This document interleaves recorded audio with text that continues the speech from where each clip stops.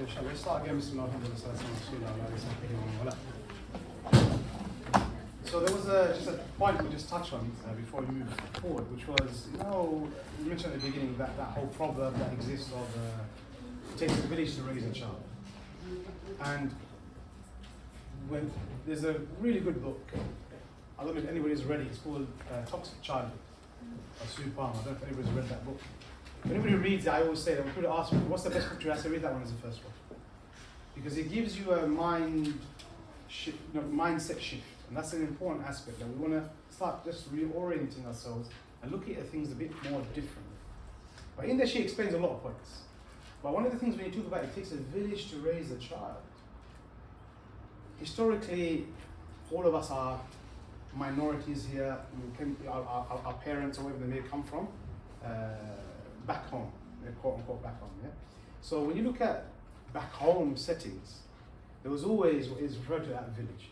The families tend to, when there's a family, you usually have the mother and the father, they have children, and next to them are the uncles and aunts, they're all next to each other, meaning the family created. And sometimes, I know, for example, my parents, they're all from Bangladesh. So when you go to back home, you see that everybody lives literally in that one place, and it's almost like one massive courtyard, and every house is next to each other. And you see there was many eyes around the child. Everybody knew them. Everyone knew each other, isn't it? And even now, when I used to grow up, I would have all these uncles come to me, oh, where are you from back home? And you say your village, and they somehow know your dad already. Like, it was known. The community that existed was very, very different. Or even when I was younger, and I remember that if there were any of my friends who tried to get up to no good, they also try and make sure they hide it from other uncles, as it was referred to, who walked past, because why? If they saw them, they might get, their parents may be told, oh yeah, I saw your child doing something wrong. So this sense of culture, that village existed. And then even, for example, in the UK, you go back to the 80s, early 90s, I think they started to erode, totally just disappeared. But you go back to the 80s, or up to the early 90s, and even beyond that, a sense of village existed. That in every community you had was a village around your child. So the child would be born, and the family members, uncles and aunties and whatnot, and grandparents of that child, they lived close by. So you had that. Even if they didn't live in the same home, they were generally close by. But in the community, there was also many eyes on that child. So they'll go to school, and the teachers tend to live locally. Yeah, so there's eyes on them. They would, you would have the whole concept of the policeman, the Bobby on the beat, as they refer it to. Like, he's always there in that same community doing that same route, and he knew all the children. And then you had the local butcher shop and the local bakery shop, and all of those. Everybody knew the children. The child would walk in, and even in this society, they had their parishes and they had the churches, and the priest would know the local community. And this is how the community exists. So when the child walked out, he's known by many different people. But now what's happened is our communities, who are the ethnic communities, had moved here. That village remained back home. And when we come here, there's been a push in society for individualism. And so even within our family structure, initially we might have had brothers and sisters, everybody staying close by. That started to split and separate. We may have many layers of families where it might be uncles, two families living together, brothers living together, their families and their grandparents and all of that. That's all started to also spread and disappear. But in society, it's been a big push to start to create that individualism. So now, and then there's the urbanization of society. So then what you then have is, as opposed to your local corner shops that everybody knew who they were, they've started to change into your local Tesco's. You've got staff who aren't even from your area that are here, nobody knows each other. The Bobby on the beach disappeared, and so now you've got general policing, and it's only enforced. They come in to deal with an issue and then they withdraw themselves. And teachers and society, everything isn't from here. And then you start to create gated communities. Where even now housing, to prevent from crime, you start creating these gates. And to enter, you have to press this button, and then you go in, and there's concierges and other things that exist. So all of this now has an impact. And then it all boils down to just two people, a mum and a dad. And in some instances, just one, as a single parent. One child, one adult over that child. And then you're seeing this child play up in the way that they're playing up, and the problems we're seeing in society. Because historically, and it's just human nature, there's always been several eyes on the child. And so therefore, what should be our thinking? Like, okay, we're in this society now. How do we kind of go back? How do we try and create that village around the child? And that would be the biggest support mechanism you can get. And I started that from the beginning. I think a lot of you know each other already. There's an element of village you need to create. If families know each other and families interact with one another, and then those children know each other, like-minded parents, like-minded families and children, you start to create that village. And then as children grow, it's one of the principles, again, within even my own network, which is, for example, my children are known. And I know when my son walks the street, there are many uncles who all know him. All of the, wherever he works, wherever he goes, wherever he's doing, many eyes on him. So I know that if he was to get up to something, he knows if he was to get up to something that he shouldn't be. But there's many people who would see and notice. And these things are important. And he also knows that there are certain people that if they turn around, they can tell him off. They come in and say, they catch him and say, what are you doing? Not that I encourage it, but if I wanted to give him a slap around the head, they could feel like they could do that, because why? They're like, that's my nephew. But they're not blood relations, because we're creating that village. And that's an important concept, to create that village, that you've got that support around them. Because it's natural that a child can, imagine you only want a single parent, that the child is now upset. Now what are they going to run to? There's no other adult in their life. They're going to go to their peers. What do you think their peers are going to say? So this is where, when you have several adults in that child's life, that sometimes it can be, yes, you're going to get into an argument, you're going to have some issues, but there should be another adult, and then another adult, and another adult that they can go to within that safety network of theirs, within that village of theirs, that they can go and talk to, and they will advise them, they'll allow them to calm down, and so on and so on. So this is an important concept that we need to be always thinking, actively working towards, is to create that village. And so when we see, for example, An-Nu'man ibn Bashir and the Sahaba and the children of the Sahaba, you find that obviously this community sense existed. And one of the core cruxes of Islam is community. It's one of the core principles that when you look at the Prophet when he went and did the Hijrah to Medina, he established the community, the Islamic community. He made the Muhajirin and Ansar become brothers, building that bond. And created the charter, and then they were all together and they built the masjid, being the center point of it. And that's how our masajid need to be. They need to be the hub and the center point of our community. So that leads us on to the whole point of section, the first part that we can take from it is about children attending the masjid. Now, I don't know how the situation here is in Islam with the masajids, but we know many masjids, like from East London, there's like hundreds of masjids every corner. And in those masjids, a lot of them are very cultural, where children are not welcomed into the masjid. The masjid is for the murabbis, the older people to come in. If a child wants to move to the front line or move to the back, move to the side. So there are massages that exist like this.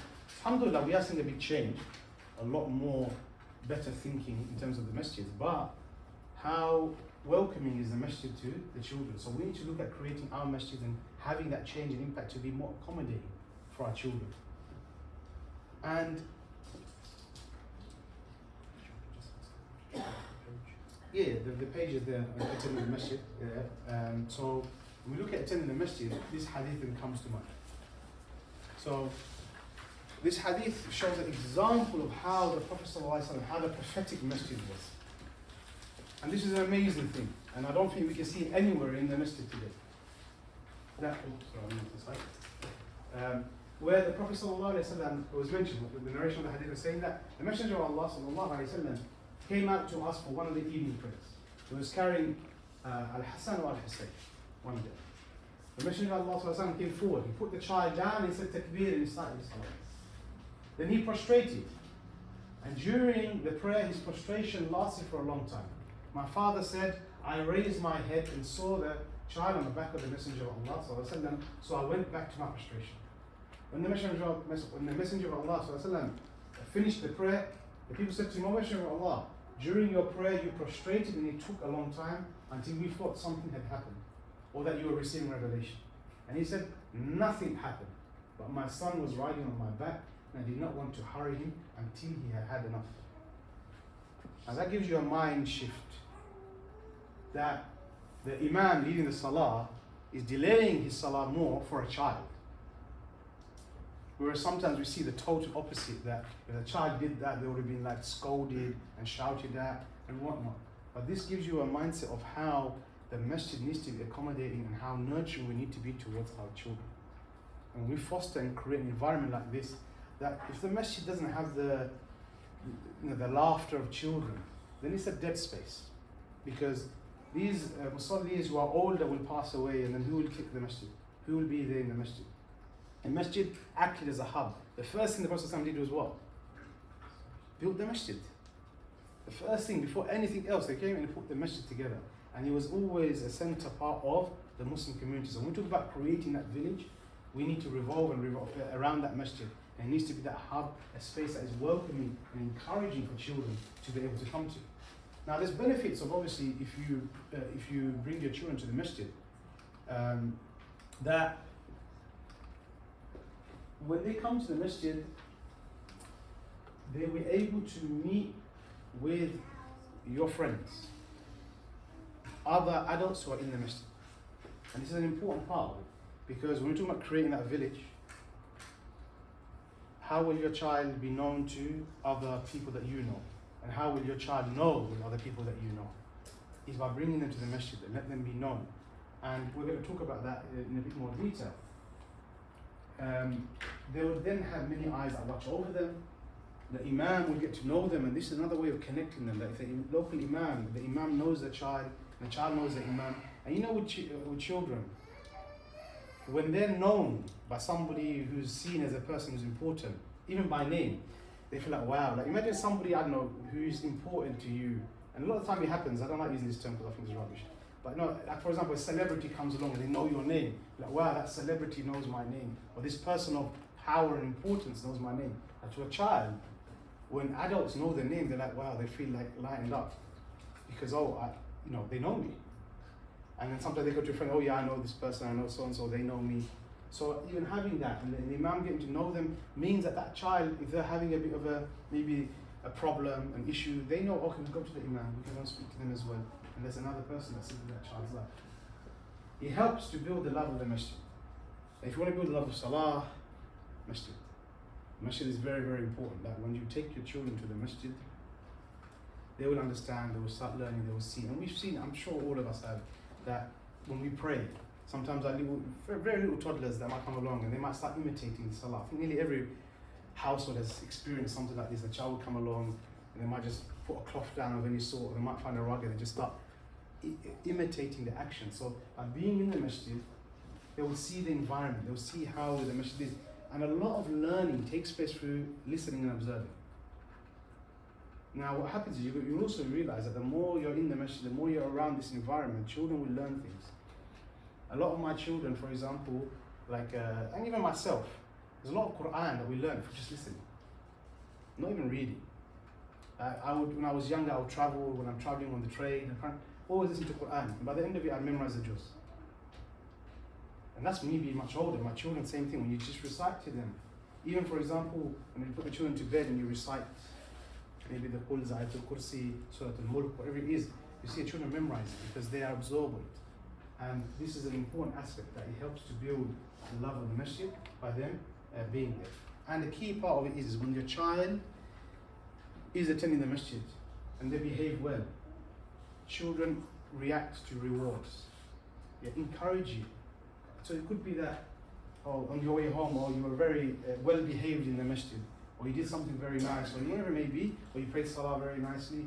Any small actions, reward them for it. Children grow on praise. So then what they know is that they know what action they did was good and what action to repeat.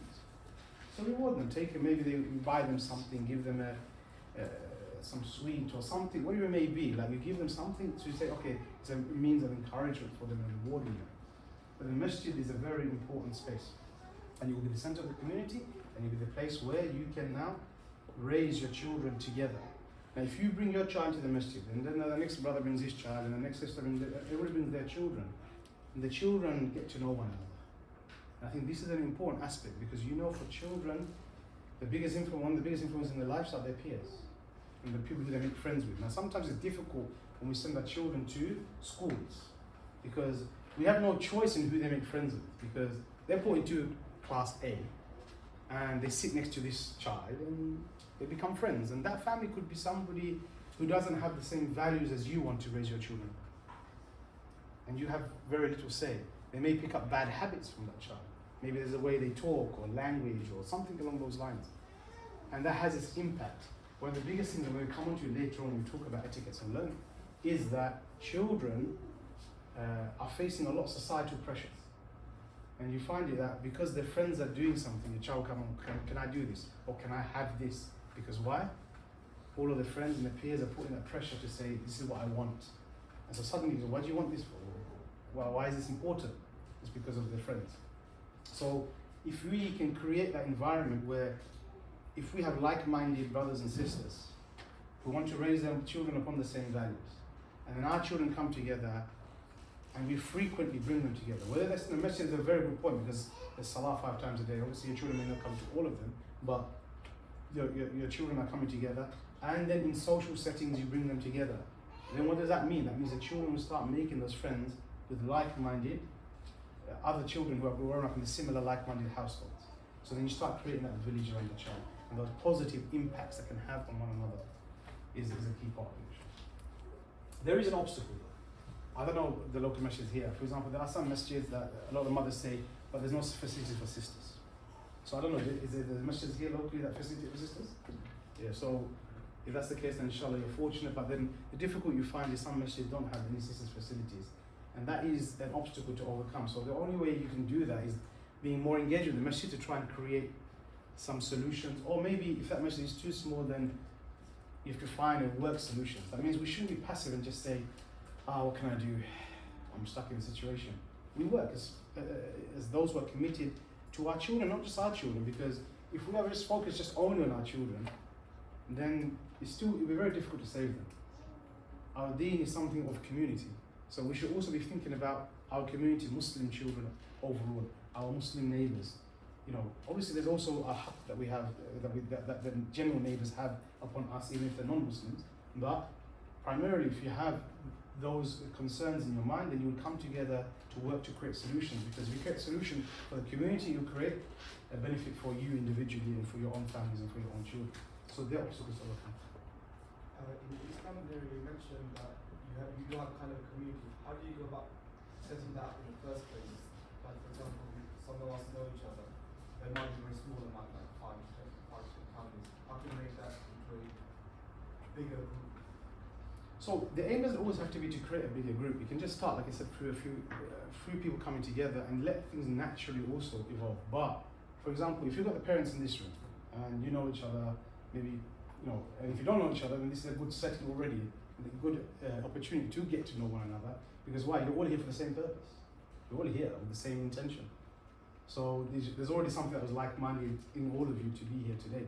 So use that as an opportunity. And what needs to happen is, like I said, is have social setting. That's usually the best way of doing things. So if there are sisters here together, they have a social setting themselves. It could be they just get together for a function of any sort. It could be or just get together for tea, but you bring the children along.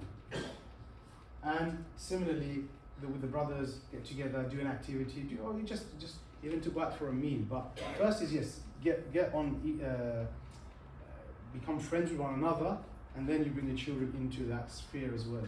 But a lot of it it's just what we do normally as human beings, social settings. You've got friends, you go out with them, you call them, you speak to them. Obviously, a lot more has moved onto the digital world. The minimum, you can create WhatsApp groups together, and have that. But I'm really I don't really like that, because what tends to happen is we somehow feel like we've got a connection with one another, and then what happens is the actual physical contact disappears. And so we shouldn't feel content with just groups online. We should really have physical interactions, because that's another key aspect that's having impact on children, because they don't have enough physical interactions. They're not learning social cues, body language, they're not learning about etiquettes.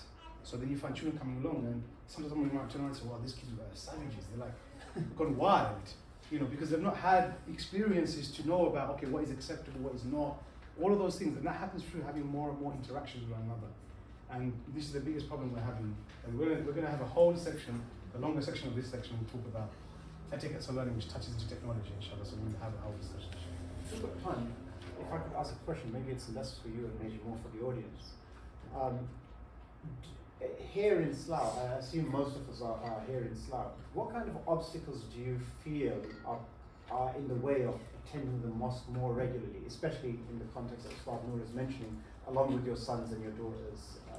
What kind of obstacles are we suffering? Time, and it's the constant rat race, going from zero to post or dropping off and picking up, and then you just don't have that time, and the quality is not there. Anything else from anybody else? What other kinds of things? If you were to ask yourself, why do or don't I take my children this much or that much to the masjid? What's the answer to that? Well, assuming we're all satisfied with how much we're taking our kids to the masjid, you know, like I'm there every day, 5 days a week. I think women facility is also an issue in some research. So I live in Sydenham, Medina Street. Can't take the woman can't go there. And sometimes I leave my wife and she just has to, pray somewhere. So there's no women's section over there at all? There is, but they just don't open. Well, they've got plenty of space, just don't open it. No, but I mean, is it designated for women and it's just not open? No, it's only open on Fridays.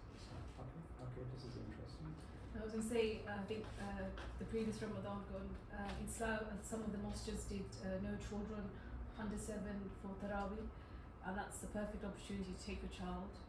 And I think some of the mosques in Slough had that agreement not to bring children under 7.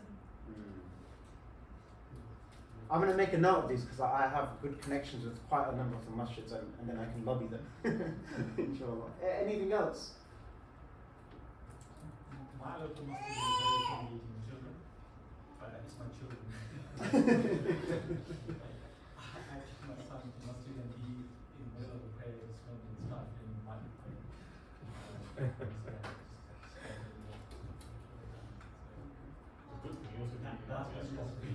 And also, he sees one of the judges who's sitting here and he's terrified of him. I'm not even. They're going to think it's me. Mostly it's the attendees who get disturbed by the noise little kids make. So, as a parent, you're afraid that if you take the little one, he's going to disturb the other parents and Just as a Bismillah. This one maybe idea. I mean, some of the areas that I normally go, the kids would attend, where the creche facility, for example, is taken care of. So I find that if there are other parents involved, other activities, then fine. I'm happy with this go. There's no wrong way. There's not other parents there. So in terms of the creche side of things, that's good. In terms of attending. Do you mean a crash at the masjid? I'm just giving an idea. Can I just add on to that? So if there is a session for adults, but they also have some activities for the children where the children can go and they are engaged at the same time, then we can focus on the session. Because if you have young children like 5 or 6, they can't be sitting still for that long. But if there is something where they are involved, then that would be more useful for us as parents. One thing I would just say on the back of this, I've made a note of all of these, mashallah, and I'll mention it. But I personally, I work in Masjid al-Jannah, and I really tip my hat to the effort they make to accommodate children. Take your kids, and if you're worried that your kids are going to disturb, go at a time when their disturbing it's inconsequential. And they're going to spoil the salah or the khutbah or something. But there's nothing stopping us from doing that. Women's facilities in Slough, Stoke Porridge's Masjid, Diamond Road Masjid, Masjid al-Jannah, Sultan Bahu, even Arthur Road Masjid. There's so many masjids which they've popped up recently. But all of these masjid, they all have women's facilities, and these women's facilities are always accessible. Okay, there's just a security thing that doors have to be kept locked, otherwise you'll have like the local drunkard taking a nap on the stairs or something like that. But they're accessible, and it's just a matter of going in. And if the door is shut, can you just open up the door? And all of these mosques have caretakers who are on site all the time, and they'll do that if the door happens to be shut. But in most cases, honestly, these are open all the time, even for women, because there was an issue raised a few years ago about this, and so I went and I checked all the mosques what the situation is. The doors are only ever shut as a security thing. You don't have somebody there all the time, but it's accessible. meaning you just need to knock and it'll be opened up and you can go in. But really do this. One of my challenges with my kids, my eldest daughter is 18 and then the next is 16, so I can't hold their hand and take them to the mosque anymore. I can do that for my sons, so it'll necessarily have to fall on my wife to take my daughters. So that's like one of the obstacles that I have, but if my wife isn't free to do that, then that's just not going to happen. But we do really need to think about these things and really do this, like practically think about the obstacles and think about ways that we can remedy that as well, inshallah. Sorry to take too much time. I think just adding on to that point, which is when we do take our children to the masjid, and obviously you know best how your child is. If they're a bit unsettled and they're going to cry as you like the little infants, then obviously make your necessary precautions, and maybe it might be, okay, they're unsettled now, I won't take them now, but I'll take them another time. But we shouldn't do like a blanket, oh, we're never going to take them. Or if they're a bit more older and you can have that conversation with them, you can speak to them beforehand and say, we're going to the masjid, so we go to the masjid, what do we do? And you have that conversation, and then you can mention, let's pray nicely off on the way back, if it was all good, we'll go into the shop or something. So you create these things, discussions, then it helps to mitigate some of these concerns that you may have. And like I said, unless they're crying their eyes out for the whole salah, a bit of giggling here and there and even running between the lines, what's the big deal? The reality is, what is it? The mobile phones ringing are worse than the kids giggling and chatting and whatnot in the background. So, he actually, the kebab burps are worse. Especially in Ramadan. So yeah, that's the key part. I think if you overcome that concern of, okay, with the children, let's just start, taking action, and then it will become normal for them. Obviously, we don't want, a child to go around and pushing over musallis and all of those kind of things. So there's some things we do beforehand, but generally speaking, children don't do that much. And sometimes we feel the pressure because after salah, if the child's been playing up, all the people will turn around and say, okay, who's this parent? We're afraid of that kind of shame or those eyes on us. But, and the good thing is I've seen it before where in the masjid the child's coming, they run through the rows, somebody starts moaning, other parents coming and say, it's okay, just leave it. And they quiet it down so the parent doesn't feel like they're by themselves. And I think this is an important culture we start creating, that we support one another. And inshallah that has this big impact. And I know there was another issue that we had where there were some mums who were saying that, look, I've got a son, or I've got children, or they're growing up a bit, maybe they're like over 10 now, so and they're a single parent. How do they take them to the masjid if there's no dad, and all of those kind of situations? So a lot of that is also about looking at if there are other male members in the family that you have that can facilitate and support, and you can have other sessions where the child can. You can have sessions with the imams as well for your child to be known to them. And meaning the key part is think of solutions there. I'm not going to have all the solutions, but if you just sit down and you think and we put our brains together, there's always solutions. And we shouldn't be just stuck saying, what can I do? Khalas, I'm in my situation. That has never been our deen.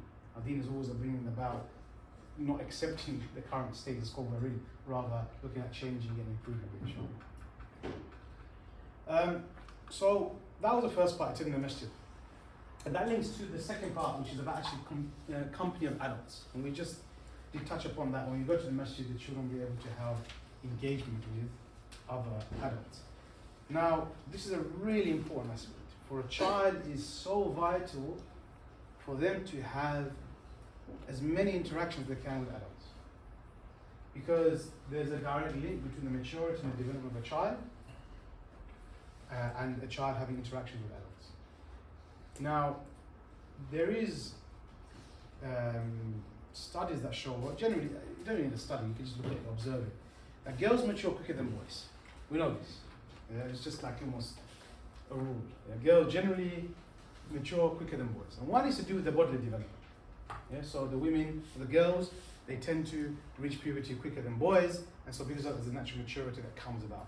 So even if you take that bodily change, the natural change out of it, that isn't the only reason.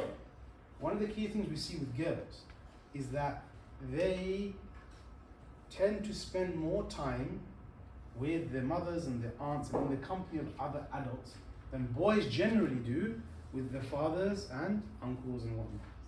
But you find that girls tend to spend more time with their mum, with their aunties, listening to adult conversations and being around that sphere, and boys tend to spend more time with their peers. And so what happens is when peers spend time, the development was down here, because they're growing at a certain stage, and girls are just shooting up much more quicker, and they're more sharper. So those boys might be busy playing video games or whatnot, and the girls will be just eagerly sitting and listening to conversation. And I tend to find that with my girls, they love when we all sit down and talk, and the boys are distracted somewhere else. But they usually, my daughter's ears are like satellite dishes that she can hear from miles away, like pings, anything that is of interest. So being in the company of adult is actually very paramount to the healthy development of a child. And we see an example, An-Nu'man al-Bashir. One of the reasons of his ability to comprehend and narrate this hadith was because the Sahaba and the children of Sahaba spent so much time with the adults in that society. And they were developing very quickly and maturing very quickly. And that when the child is going through the development, there's a lot of emotional imbalance in the child.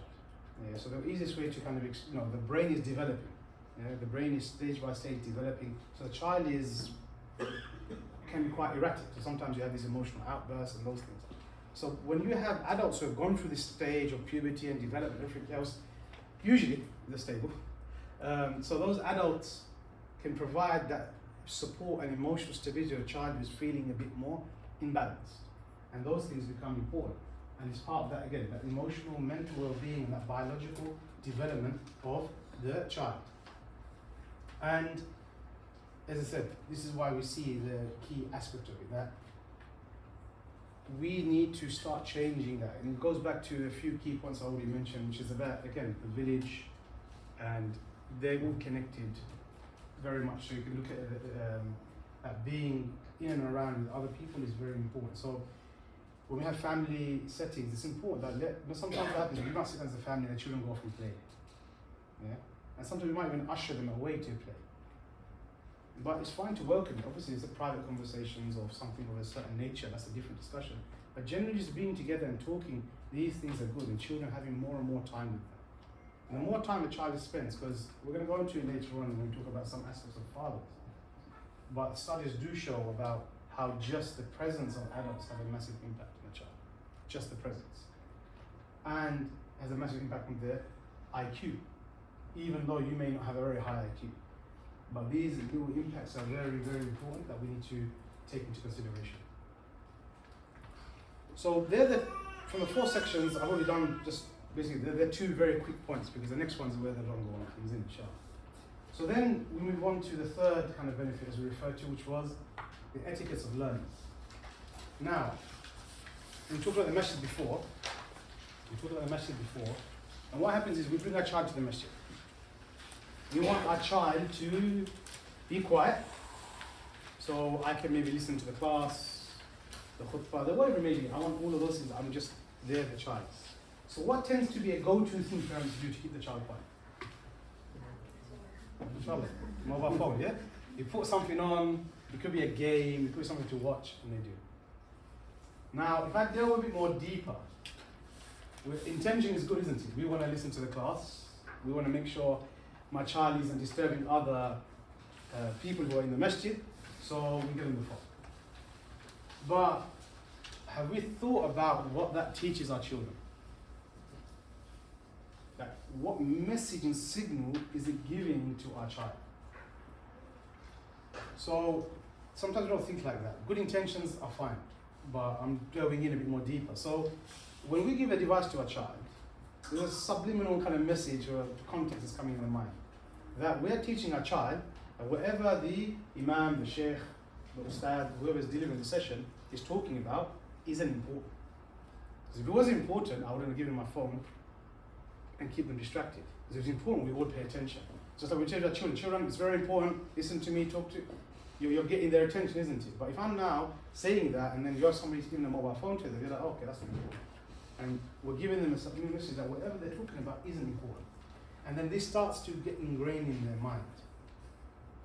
And what we have to remember, our kids don't do as we say, they do as we do. Yeah. So sometimes you get to a child, do as I say. No, it doesn't work like that. They will do as you do. Children are eagle-eyed. They're like hawks. They watch everything that you do, and then they start to imitate it. And they will call out your hypocrisy. They're the best mirrors you can have in your life. The best ways of evaluating yourself. Because children sometimes have no filter. And if you say to them, child, I don't know, wash your dishes, an example, yeah? So, but you don't wash it.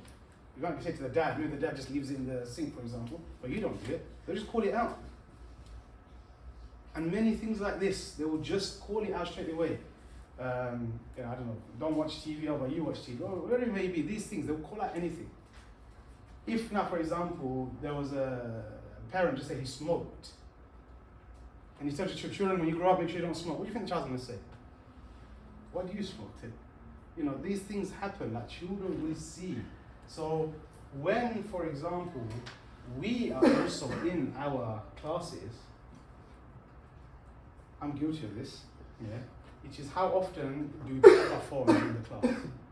Because we might be sitting there listening to something, pick up our phone, check if we put it down, after a while pick it up, put it down. So our children are observing this, they're seeing, okay, right, so dad or mum is giving me the phone, that means what he's saying is not important. And then I'm also watching mum or dad, that they're also sometimes on the phone, so it's not important to me, maybe it's not even important to them as well. And we start to ingrain this type of learning and thinking inside our mind. So rather we need to change that mindset and say, okay, for children, how can we engage them? So this is what I talk about, finding solutions. I don't have the answers. I don't have all the answers. This is something you know your child. But what's the solution to when we bring our children and to keep them sufficiently engaged and entertained?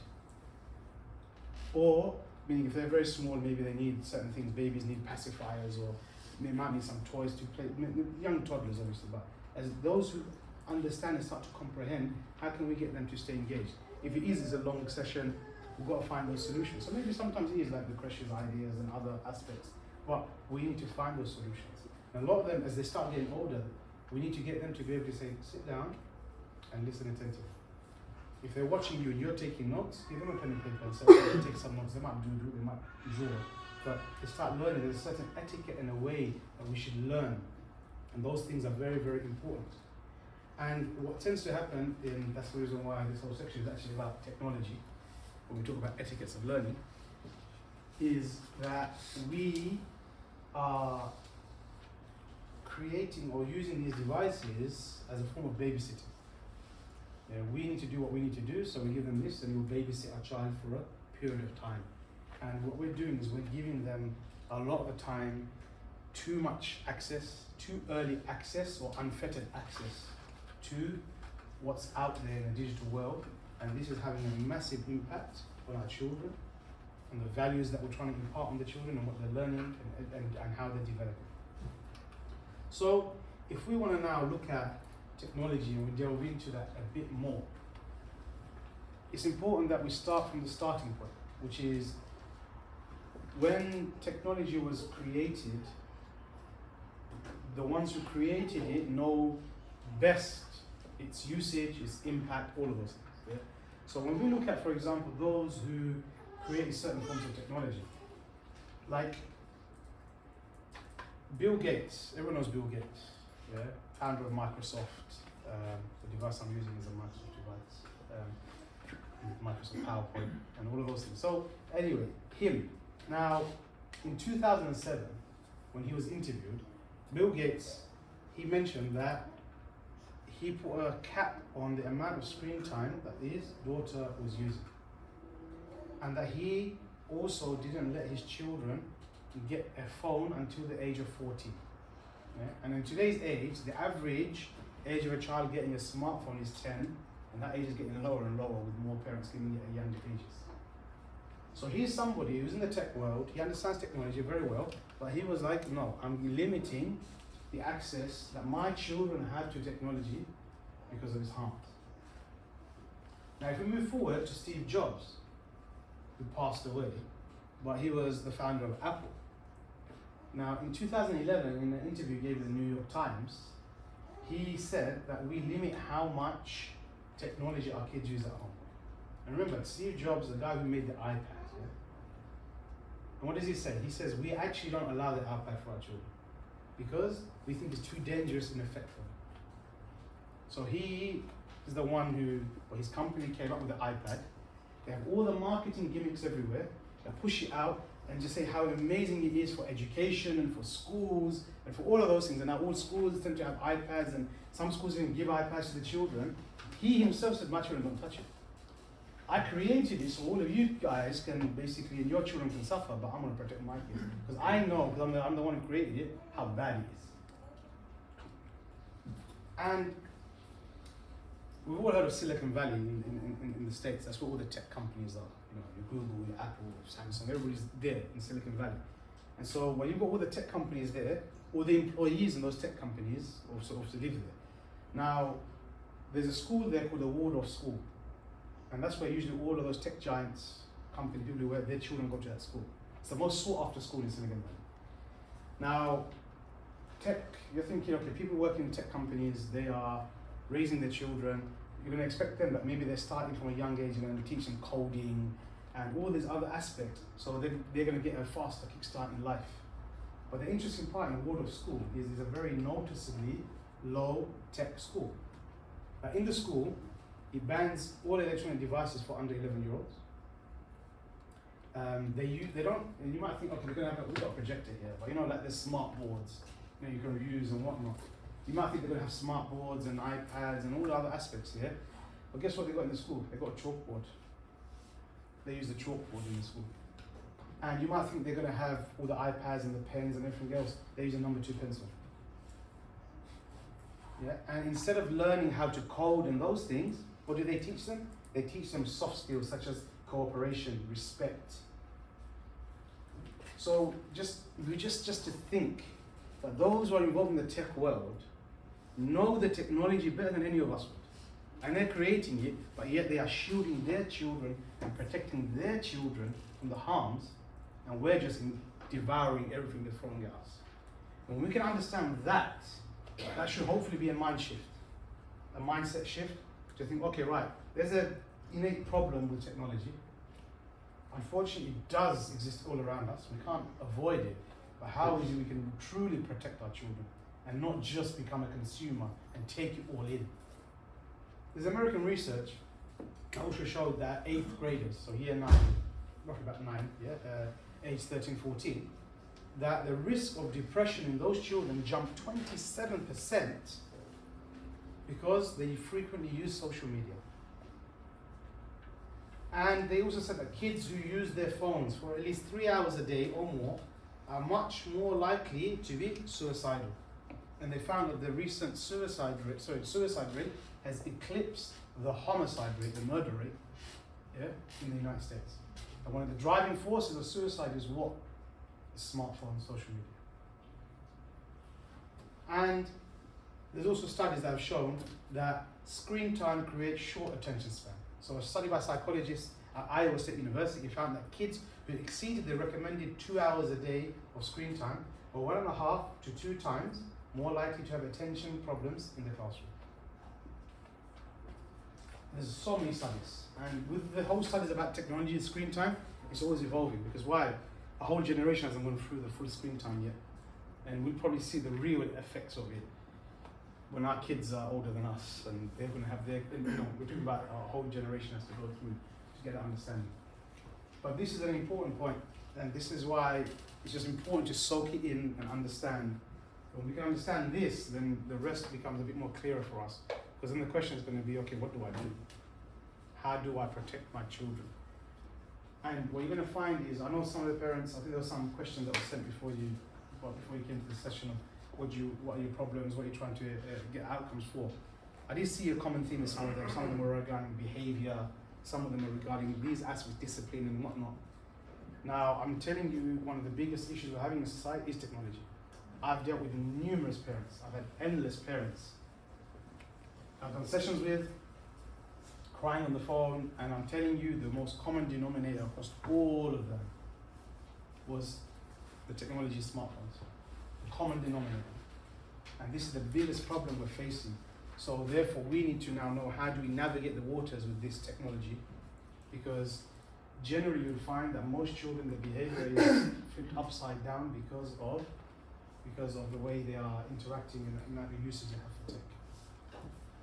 Now, if I would give an example, that we're going to go through some bits, quite a few more bits here, but we can truly, radically do things differently with our children. It's doable, it's not difficult. It's just we have to have the willpower to change things. And if our children are of different ages, we need their buy-in as well, the two aspects. If they're young, it's different, but if they're a bit more older, we need their buy-in, and you can change things. So I'll give you an example. I've been on the journey as a parent for a long time. I actually got married very young. So I got married at 19, I had a child by I was 20, and then we moved on. My main principle was I wanted to get married young and have a family from a young age. So in that, there's a lot of mistakes you're going to make in those early years in your journey that you're going through as a parent. So children grew up in the household because you already existed in our household, the family household, for example, the TV. TV's there and things are there. And children, they'll come home from school at the younger ages and they'll be engaging in technology. They'll be watching, So they'll watch every day, they'll watch on the weekends, and it was almost acting like this. It was almost acting as like a babysitter, you could say. Yeah, we were mindful of what programs they're watching, but nevertheless, it's that screens that they were engaging in. Now, come a certain point where I talked about at the beginning, that it's important as parents we pause, we reflect, and we change things. But when I came to the moment of pausing and reflecting, it was clear that we need to change how things are, what's happening in the house, how are things going. And by the time the children are a bit more older, so okay, what do we do? How do we change things up? So we're a family that's always having this technology engagement. And even if my children are there, I might be on my phone. These kind of things were taking place. So how do I change it? Now, one of the things that we did, the first thing is that's what it was. Now, for example, that's the family setting. Now, what it is there's no screen time Monday to Friday. Zero. Nothing. On the weekend, there's 2 hours in the morning, 2 hours in the afternoon. That's it. So we moved from being there every day watching and here. And guess what? It was not done by force. And the children don't rebel against it. And in fact, the children say, we're happy it's like this. So how do you get in the journey from there to there? And a lot of that is there's two aspects. As I said, one is your internal will and direction you want to drive, and two is your children buying into it. It's very important because they become a bit older, they need to be buying into it. So I'll give you an example. My own journey was what? We sat with the children, we said, guys, we watch all the time, all of those things. What do you think about it? Do you think it's really good? And then they'll say, no, actually we don't think it's good because we don't really talk to each other much, we don't play. And you hear them out. You're navigating it, you're pushing the journey, the discussion, but they're talking. Okay, right, so, yeah. So, just for context, how old were your kids at that time? This time they would have been, alright, so where am I going back to now? Knock off 10 years ago, so what's that? 7. Yeah, so my oldest would have been 7. Yeah, so just look at that age, yeah. So, in terms of that, then what do they say? Is that they were saying, okay, these, what are the answers? What are the issues? So they said, okay, wait, maybe, what's the solution? Sorry. So they said, okay, what could we do? Or my daughter's always very, extreme. She said, just chuck the TV away. Right? So she's from straight on and said, okay, that's fine. We took all the ideas, but then we just navigated. Said, okay, right, that might be a bit too much. Let's find something a bit more balanced. And so we slowly brought on change. So the first one was, okay, right. So you watch every day. Let's put a cap to every day. So maybe what we do now, we'll have 2 hours after school only, and that's it. They all agreed, everything was fine, everything stayed the same. So we did that for a while. And then we sat down again and reviewed it. And then we said, okay, what do you guys think? Do you think we're still watching too much? And if you leave the question a bit, they're going to say, yeah, it's true, we are. And you had that whole discussion. So, okay, what can we do? Okay, we cut it down to 1 hour every evening. And then I'm continuing this whole process. Then it came down to no gaming. You get 1 hour, you can watch, but no gaming. Gaming is a big impact on school nights. And then eventually it was nothing on the weekdays. And then we moved to slowly, the next stage was weekends cut down, half day, we took a break. And then slowly, now we're only at 2 hours in the morning, 2 hours in the evening, yeah, which is 10 to 12 and 4 to 6.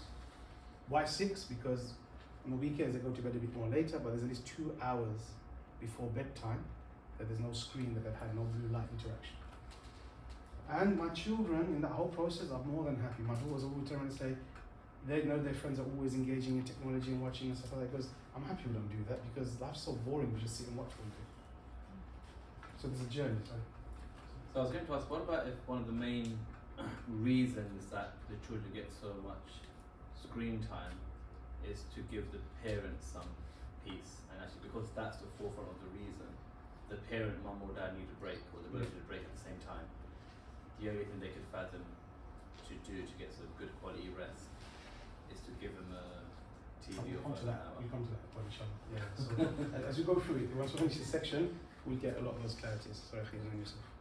I guess one of the important factors is that you need to have an alternative to the screen, right? Otherwise, it just won't stay correct. Yep, so definitely you got to fill the void because of this time. And we're going to actually talk about some of those things at the end of this segment, inshallah. We'll cover some of that. So So the weekend screen time that you mentioned that your family do, is that all leisure stuff, or does that include if like one of the older ones needs it for studying? Was that separate? yeah, so what happens is as they get older, generally the whole issue about screen time was irrespective of study or play.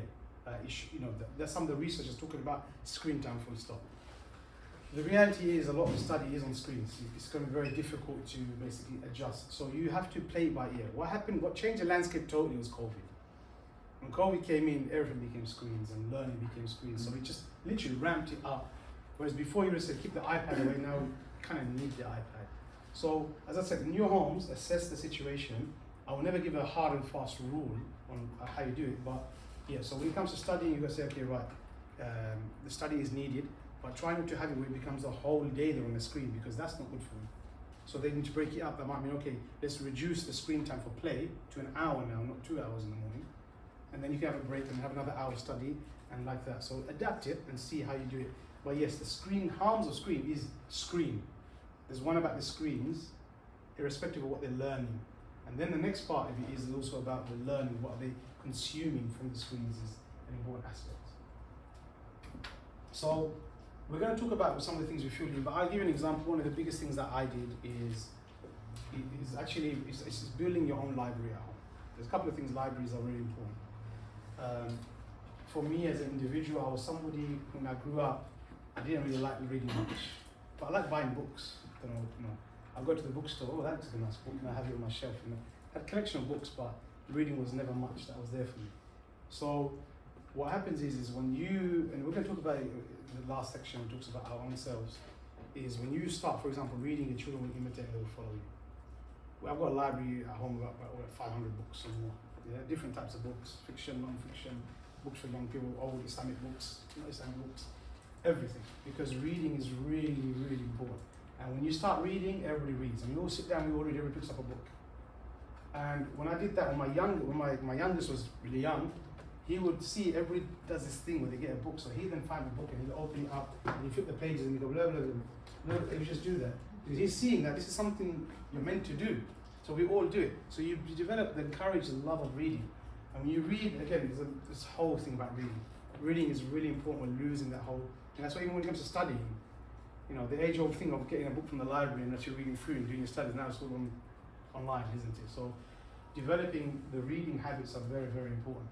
And I think, again, as a person who didn't read, I'll give you my kind of story of how I read, or started to read a lot. It was actually a good number of years ago anyway. It was when I got my fourth sabbatical, you could say.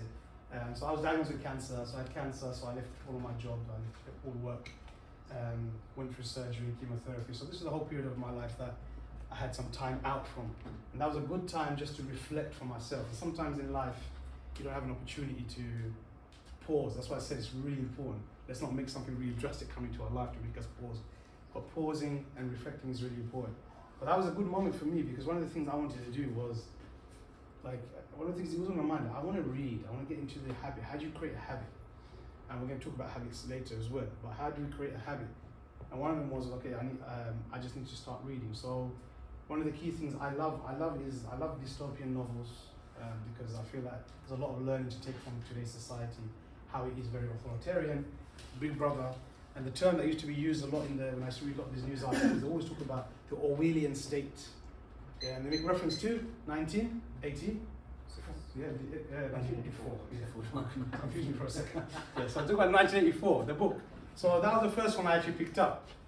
And when I bought the book, you know, I forced myself to read every day a little bit, and then I read more, and then I really got engulfed with the story. And I never knew a book could do this to me, but I had one of those like wow moments in the book where, if you've read it, you know, where there's a scene where he discovers the TV, and I was so shocked. I could never experience that when I'm reading. I was like, how could this be? I'm looking around like everybody. Did you see it? No, you didn't see this. Like I'm reading it. Like imagine in the film, if you're watching something, you see it. Everybody's like, oh look at this. So I was like, wow. And then when I completed the book, it gave me a sense of accomplishment. Because I always buy a book. I don't like Kindles. I don't like e-books because I feel there's a sense of feeling the paper in your hand. It's a psychological thing.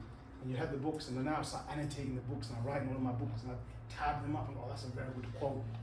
And then I read this book, and I thought, wow, this is amazing.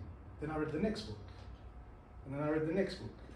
And what I did is I went into reading, looking at books that would interest me first, because the reality is some Islamic books are so dense, they're not entertaining. And we're in a culture of like always being entertained. But then once you get into reading, it's easy to switch into other varieties. So I moved from novels, dystopian novels, then move into biographies and Islamic history, fiqh, and all other aspects. You go all the way around, and you can study. You can come back, self-help books and development.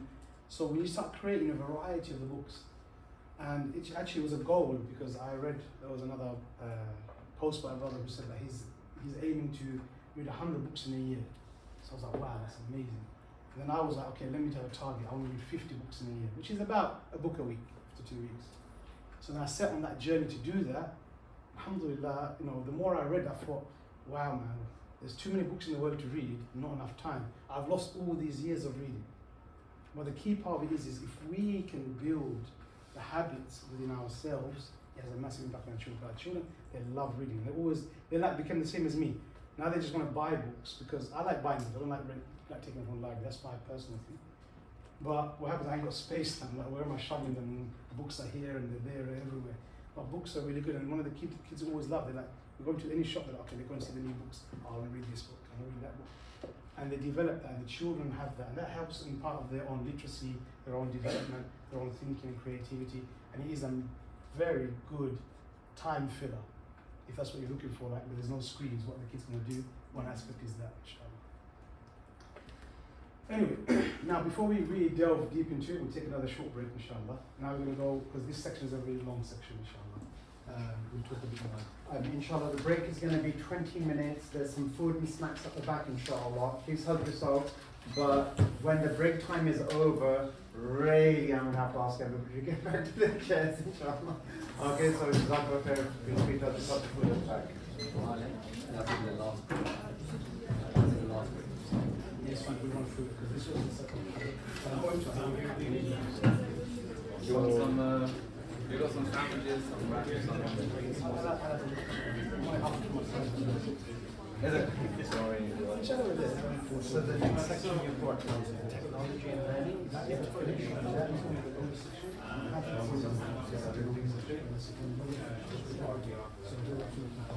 Everything okay?